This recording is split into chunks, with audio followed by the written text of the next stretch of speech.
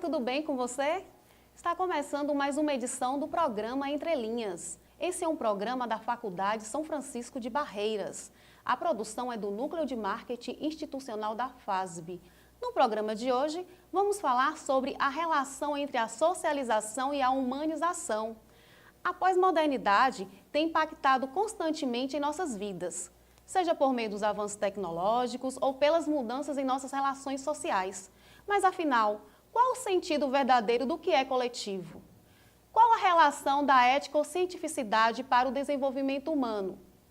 Hoje, recebemos o professor Dr. Pedro Bergamo, graduado e mestre em Economia, doutor em Sociologia e pós-doutor em Educação pela Unicamp, que vai falar sobre os desafios para a formação de uma educação humanizadora, à luz da praxis educativo coletiva, que é o eixo da proposta educacional da FASB. Doutor Pedro Bergamo, seja bem-vindo ao nosso programa. Tenho um imenso prazer vir aqui tentar dar algumas informações, algumas ideias, que dificilmente têm uma oportunidade de serem colocadas, comunicadas às pessoas mais interessadas por educação. Creio eu que todo mundo tem um prazer de tentar conhecer a proposta da FASB, né? E por isso eu começo o nosso programa fazendo a seguinte pergunta: por que educar tem tido um significado histórico de socializar as novas gerações, doutor? A socialização, ela começa com a emergência das primeiras aglomerações humanas que aconteceram juntamente com o aparecimento da agricultura, lá nos altos das montanhas hoje da Turquia, da Pérsia, e desceram lá para a Mesopotâmia, também no Nilo, talvez no Indo, na Índia, e também lá na China, no Rio Amarelo. Ao longo desses rios, se colocaram essas questões. Surgiu a agricultura e ao lado da agricultura também era necessário, vamos dizer, reproduzir junto às novas gerações o cultivo das plantas, a criação de gado, e isso foi por longos anos, por mais de 5.000 anos, no mínimo. Aí surgiu um grande problema, que foi a expansão dos impérios. A escassez de meios de vida, principalmente nas regiões desérticas, de planícies, criadores de gado, povos que eram pastores, e não tinham agricultura. Esses povos pastores tiveram que invadir as áreas de agricultura. Então, eles, nessa descida, eles provocaram uma profunda mudança, que a socialização agora era, vamos dizer, para manter exércitos, essa coisa. Então, se a educação até então não tinha assim, muita diferença entre os gêneros da espécie, passou a ter muito drástica, porque os jovens do gênero masculino eram automaticamente destinados à guerra. E as do gênero feminino ficavam restritas à ambiência familiar. O que entender nos dias atuais por socializar? Sim, bom, socializar, nesse caso, vem a ser o seguinte: reproduzir esses resíduos de conflituosidade. Os paradigmas da sociologia, há dois grandes paradigmas, e os dois têm, por última instância, o conflito. Como solucionar o conflito? Então, é a guerra ou é a outra alternativa? A alternativa do diálogo, a alternativa da ação comunicativa, que ultimamente tem tido uma corrente mais forte. Mas a conflituosidade teria, por exemplo, vindo no revolucionarismo de modo geral. Mas no nosso caso, nós vamos ter diferenças muito grandes em torno disso. que a sociologia, nesse caso, ela mesma precisaria dar um salto qualitativo no seu próprio entendimento. E não há muita esperança nisso pela força das ideologias, que nós sabemos que as ideologias estão profundamente ligadas com o Estado. Justamente a tomada do poder do Estado, que vem desde o Império, essa tomada do poder conflita muito com aquela origem, né? Então você tem a produção de um lado, Sim. onde ficou praticamente, né, o gênero feminino mais ligado, e o outro que é da apropriação, né, que é do conflito, da defesa, da agressão. Então nós podemos ver aí que a origem do Estado pode ser vista de uma maneira muito diferente do que tem sido. Ou seja, a gente deveria enxergar a origem do Estado como defesa da produção, que seria uma origem muito, muito diferente do que hoje se pensa. Doutor, por que foi necessário enxergar e entender criticamente, socializar, educando os universitários em Barreiras? Olha, aí a coisa fica bem diferente. É porque se nos continentes asiáticos, né, nas terras firmes, o Império tomava conta de tudo, não era possível, né, haver liberdade. Nós temos que pensar, então, agora, começar a relacionar a educação com liberdade. E a liberdade só foi possível em águas navegáveis. Então, nós temos que pensar aí a educação fenícia. Que a educação fenícia, ela se originou há pelo menos uns 3.000 anos atrás.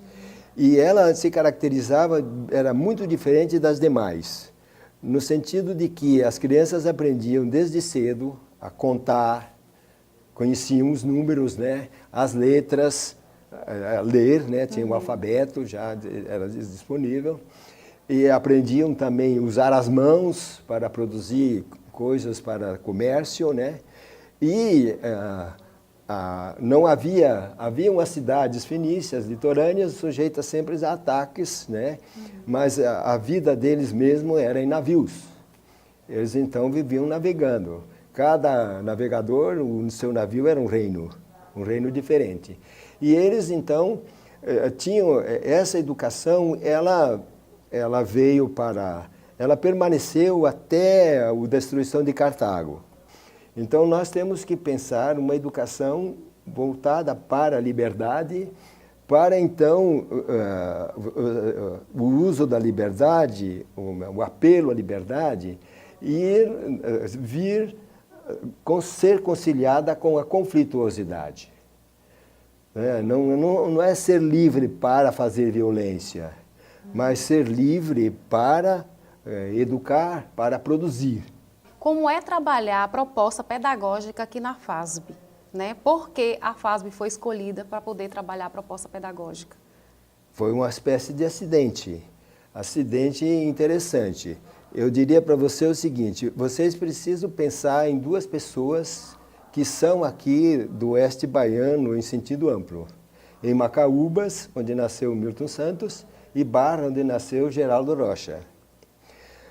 Nos meus estudos do IPEA, quando trabalhava no planejamento, no Ministério do Planejamento, no IPEA, eu até editei um livro que não chegou a ser vendido, ele existe ainda, em que eu verifiquei que era necessário o desenvolvimento interiorano do Brasil, não era via Brasília no entendimento dos mineiros. Então, eu levantei duas hipóteses sobre a saída mineira e a omissão baiana. Que a omissão baiana é uma omissão política de cuidar da educação, assim, que a educação no Nordeste precisava ter uma educação diferenciada do que houve no resto do país. Por quê? Porque o nordestino precisa emigrar, e ele precisa emigrar com os dois pés, ou seja, sem retorno. porque eu não teria que fazer. E o indicado para isso seria o Rio São Francisco, o eixo do Rio São Francisco, passando por aqui e indo até, vamos dizer, Goiás Velho, que era o caminho do ouro, né? O caminho do comércio por essa rua. E isso não foi levado em consideração. Aí resolveram continuar o velho modelo de desenvolvimento que começou em 1535, que era explorar a natureza, né? Buscar os recursos naturais, e aí abrindo estradas para o interior do país, etc., e explorar o trabalho humano, vamos dizer, quase analfabeto, né? O trabalho explorável, né? Não especializado. Esse modelo prevaleceu. E é um modelo que até hoje ele custa ser visto. Então é nessa perspectiva seguinte, quando me falaram, meus irmãos me falaram da possibilidade de implantar uma instituição de ensino superior aqui, eu me lembrei dessas coisas, não é? Mas aí eu aprofundei mais os meus conhecimentos, sobretudo de Geraldo Rocha. E em Geraldo Rocha tem um capítulo interessantíssimo que trabalha a questão do homem da região. E ele distingue duas categorias de profissionais que, quando a gente pensa os profissionais, a gente até se emociona, que era o vaqueiro e o barqueiro. Os dois praticamente trabalhavam de graça. A remuneração deles era muito precária. E eles, então, exerciam a sua profissão por amor. E arriscavam, principalmente os vaqueiros, arriscavam a vida. Então, tem cenas lá, por exemplo, de um vaqueiro estar atravessando o rio cheio de piranha, com um chifre na cabeça, para o gado ir atrás dele, correndo o risco de ser comido pelas piranhas. Não é? Então, são cenas muito interessantes. O Geraldo Rocha, esse capítulo é importante que seja lido, e a gente não faz propaganda desse capítulo do livro do Geraldo Rocha, né, sobre o Rio São Francisco, como fator de integração nacional. É um livro editado pela Codevasp e tem aqui na biblioteca exemplar, né, desse livro. Doutor, a proposta pedagógica fasbiana, mais conhecida como PPF, contempla alguns saberes, os quais vêm sendo estudados principalmente entre docentes e estudantes, a exemplo dos entendimentos sobre a distinção entre apropriar e produzir. Com base nessa orientação e embasamento da PPF, por que pensar a educação antes humanizadora do que socializadora? Essa pergunta realmente implica a experiência educacional da FASB. Porque nós temos aqui um resíduo muito especial da cultura ribeirinha. A cultura ribeirinha, ela reúne tudo aquilo que não aconteceu no passado, quer dizer, as águas fluviais, né, navegáveis, o isolamento em meio à natureza, e não mais sujeito ao império, né? Quer dizer, o Estado, o imperador Dom Pedro II não podia vir aqui, os nossos imperadores, né? Isso aqui, a religião chegou aqui muito devagar através das fazendas de gado, né, para fazer. Então, na cultura ribeirinha, a liberdade tem um significado muito grande. A liberdade realmente de fazer as coisas, né? Só tem a natureza. Mas também tem o problema do isolamento.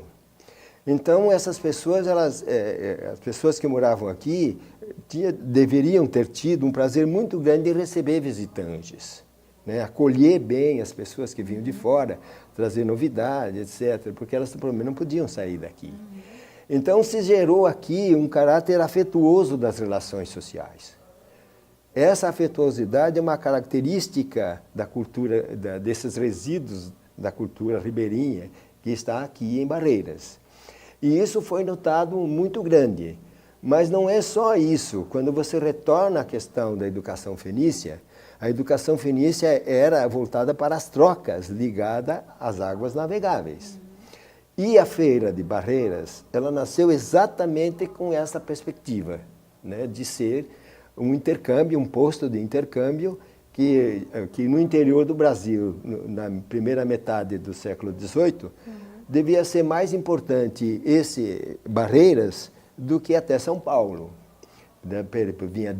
Tinha influência desde Goiás Velho, né, a Chapada Diamantina, lá em cima Juazeiro, o norte de Minas, né, o sul do Maranhão, do Piauí, toda essa região era... Aqui tinham caças de comércio que eram também bancos, eram os únicos bancos que existiam, né? Então, com toda essa circunstância, criou algo muito diferente, muito originário, que era, pensava, quando a FASB chegou aqui, a preocupação foi realmente se inserir, porque parecia assim que não era possível ensinar as pessoas que estavam ali. Não é? A barganha por notas era compreensível, né? Pessoas que há muito tempo já não estudavam, mas tinham ânsia de estudar, vou dizer bem, eram ansiosos por estudar. Mas a gente diria, não, como é que eu vou dizer? Os pré-requisitos para estudar eram muito precários. Né? A alfabetização já não era boa, né? Todo o processo educacional local que era necessário para fazer o ensino superior tinha sido insuficiente.